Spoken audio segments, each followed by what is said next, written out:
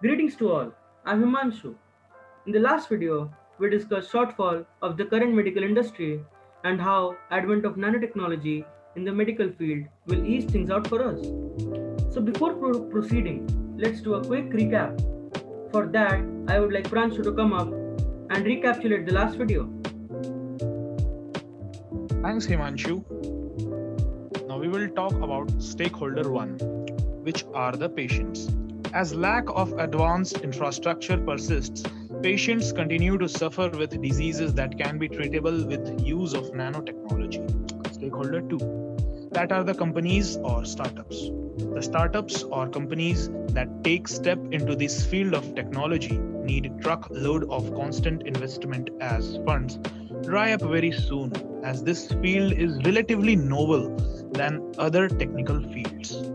And as the information about the toxic nature of material is unknown to a large extent, thus creating a workplace hazard for workers and personnel working in this technology. Now let us talk and elaborate on the solutions we listed in the last videos. For that, I would like Shubham to continue on this topic. Thanks, Pransu. Now let us talk about the solution that are top of our list, which is bioengineering of nanoparticles. First, let us talk about how it can help the synthesis and assembly of nanoparticles by biological routes may lead to the development of clean, non-toxic and environmentally acceptable green chemistry procedure, probably involving organism ranging from fungi to even plants. Now let us talk about how it works. Nanoparticles are biosynthesized when the microorganisms grab target ions from their environment and turn metal ions into the element metal through enzymes generated by the cell activities. Scientists have been successful in creating gold, silver, cadmium, sulfur nanoparticles, and now we will learn about the current progress. Scientists have been reported many microorganisms as possible eco-friendly nanofactories. More recently, copper nanoparticles were biosynthesized with the peel extract of permanganate, and a simple, effective biosynthesis method have been reported to prepare easily harvested biocompatible cadmium telluride quantum dots with tunable fluorescence emission using yeast cell. Now, I will like Ankika to continue our topic. Thanks, Shubham. Now let's move towards the next solution. Search for body neutral or less toxic materials. How it can help. The most frequently encountered nanomaterials in our daily life include zinc oxide nanoparticles, titanium dioxide nanoparticles, silica nanoparticles, silver nanoparticles, gold nanoparticles, and polymeric nanoparticles. Number 1. Zinc oxide nanoparticles are prevalent in sunscreens, food additives, pigments, and biosensors.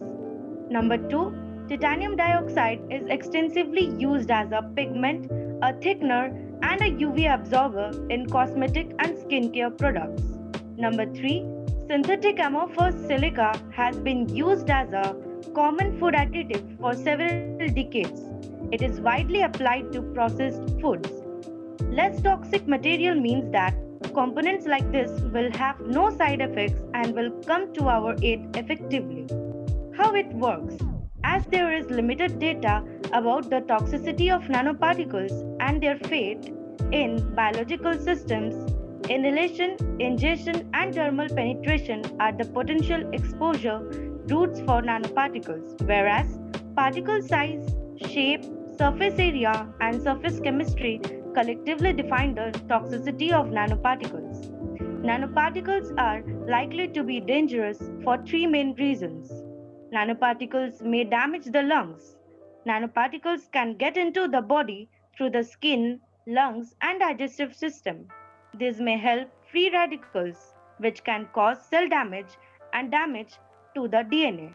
As my part comes to an end, I would like Anurag to present the next solution. Thanks, Ankika. Now let's discuss about its accessibility. How it can help. As for developing technology, its public perception has direct implications on future. Public participation is appropriate for the development of nanotechnology applications and for addressing potential social impacts. How it works: nanotechnology research is often collaborative between different departments or institutions and crosses the boundary between the academia and industry. As a nanotechnologist, you will often have a PhD and we will use connections and networks developed during your studies to form the foundation of a large knowledge base central to your work. Qualifications: enter into research in nanotechnology. You will need a good honors degree in a related subjects such as biology, biochemistry, chemistry, computer science, electronics, engineering, material science, and physics. Most employers will require you to have either a research based MSc or PhD or be working toward one, particularly for roles in research or development. You may be able to secure a position as a lab technician without postgraduate study, but progression will be limited. Now, let's talk about the current progress.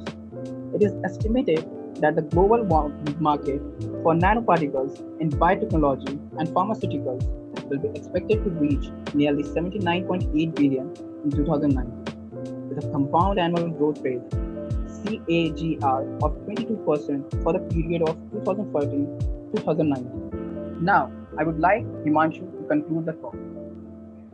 Thank you, Anurag. Though we agree that we have only scratched the surface of the ocean that is nanotechnology, and the information provided may not be sufficient to jump to any conclusion, and even though we can't guarantee that the solutions are foolproof and 100% effective, we are sure we are sure that we taught you something insightful and interesting about this topic.